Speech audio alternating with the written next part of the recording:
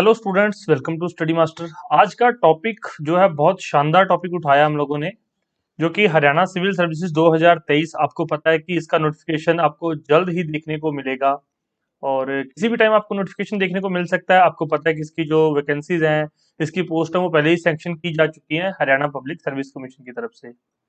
अब आज का इम्पोर्टेंट क्यों है, क्योंकि भाई पहले हम ये बता देते कि क्या क्या लिखा हो। पढ़ने में थोड़े वीक हैं, लेकिन एचसीएस 2023 की तैयारी कैसे करें, तो इसके अंदर आपको कंप्लीट सोल्यूशन मिलेगा। और फिर उसके बाद बताएंगे कि सिलेक्शन पाने के लिए मीडियम कौन सा सही रहेगा, हिंदी या इंग्लिश। तो सारी चीजें अच्छे से डिस्कस करेंगे।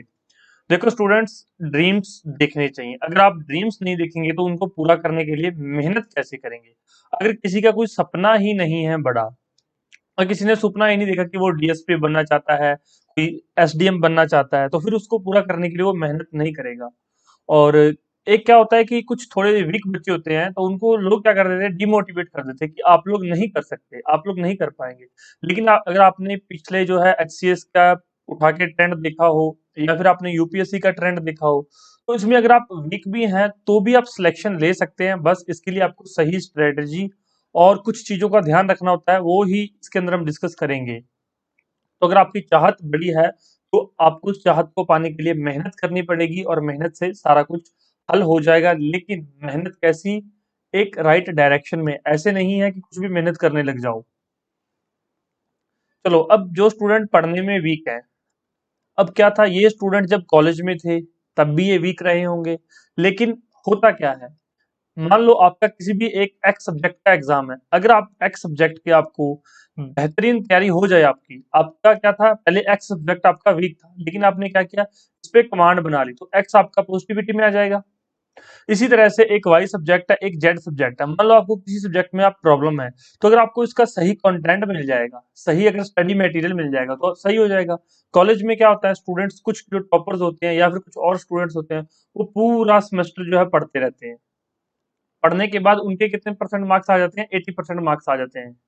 कुछ ऐसे स्टूडेंट होते हैं जो एग्जाम से एक महीना पहले क्या करते हैं, कुछ गिना चुना हुआ मटेरियल लेके आते हैं मार्केट से, वो पढ़ना स्टार्ट कर देते हैं। वो कितने परसेंट स्कोर कर जाते हैं, वो 70% स्कोर कर जाते हैं।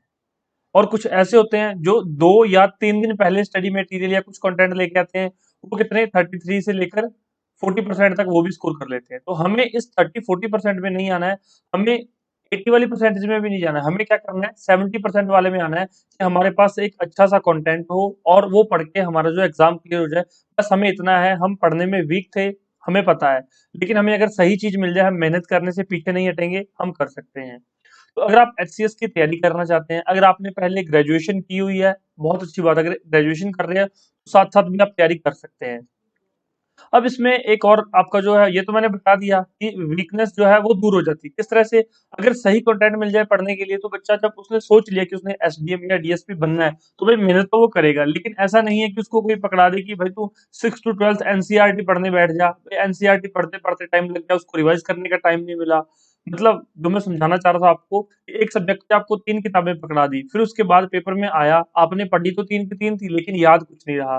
दूसरी तरफ आपने क्या किया, आपको किसी भी एक सब्जेक्ट के सिर्फ 150 पेज मिल गए, कोई किताब नहीं मिली, लेकिन 150 पेज मिल गए कहीं से, आपने 150 पेज पढ़ लिए। एग्जाम में क्वेश्चन आया, आपने हल कर दिया। क्यों? क्योंकि आपने यहाँ पर सिर्फ 150 पेज पढ़े थे, यहाँ पे 3 किताबें पढ़ के गए, 900 पेज पढ़ के गए, चले गए थे आप एक सब्जेक्ट के, तो भाई याद कहाँ से रहेगा। तो इस तरह से ये मैं आगे डिस्कस करूंगा। तो एचसीएस अगर 2023 आपका टारगेट है, तो आप बिल्कुल सही जगह पे हैं। सिलेक्शन पाने के लिए मीडियम कौन सा लेना चाहिए, ये बहुत बच्चों का डाउट रहता है कि सर हम तैयारी करना चाहते हैं, तो सर हम तैयारी किस में करें। देखो बच्चों, जो प्रीलिम्स का पेपर होता है उसमें आपको कोई टेंशन नहीं है। प्रीलिम्स में पेपर आपका हिंदी में भी होता है एक साइड में, और एक साइड इंग्लिश में होता है। या फिर क्या होता है, पहले क्वेश्चन इंग्लिश में लिखा होता है, साथ में क्वेश्चन नीचे हिंदी में दिया होता है। तो आप किसी भी मीडियम में तैयारी इसकी कर सकते हैं। लेकिन जब आपकी बात आती है मेंस लिखने की, मेंस के अंदर आपको जो है जनरल स्टडीज का पेपर लिखना होता है। वो आपकी मर्जी है, आप लोग इंग्लिश में लिखना चाहें तो फिर आप इंग्लिश मीडियम चूज कर लीजिए।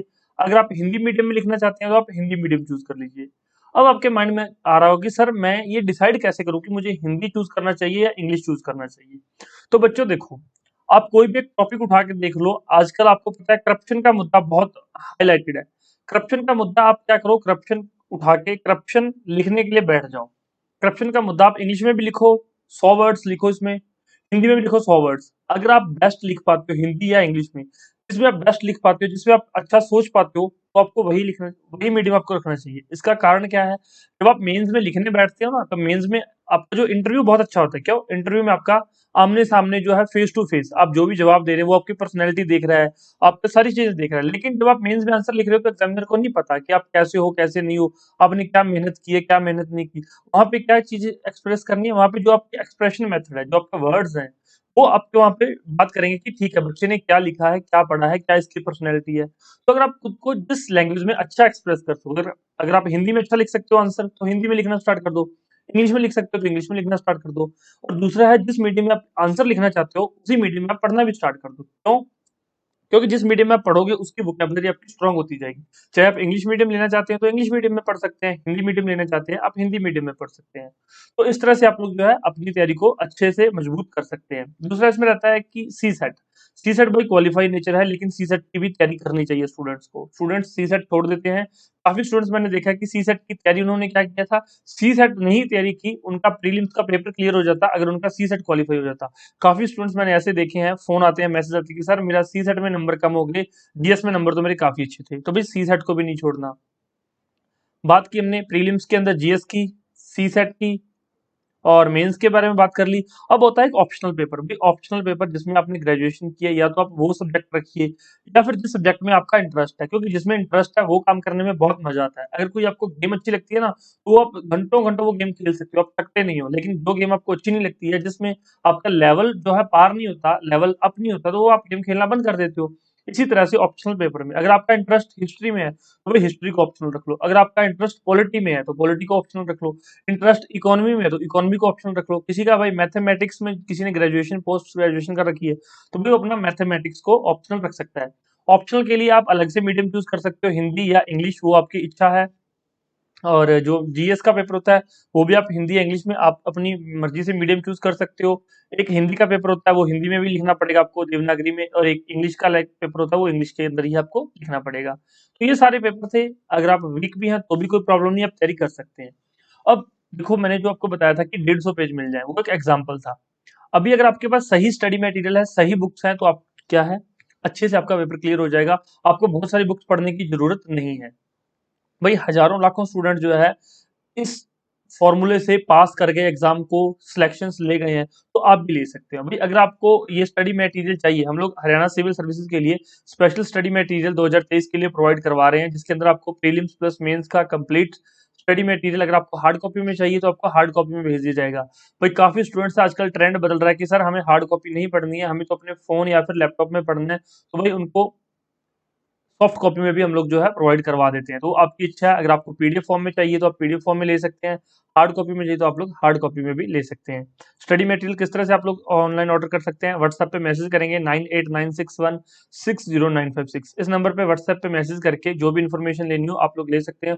उसके बाद अगर डाउट हो तो आप लोग फोन करके बात भी कर सकते हैं। ये हमारी ऑफिशियल वेबसाइट है, ये भी आप इसके रिगार्डिंग सर्च करके जो है अधिक जानकारी प्राप्त कर सकते हैं। कोई डाउट हो तो पूछ लीजिएगा कमेंट करके।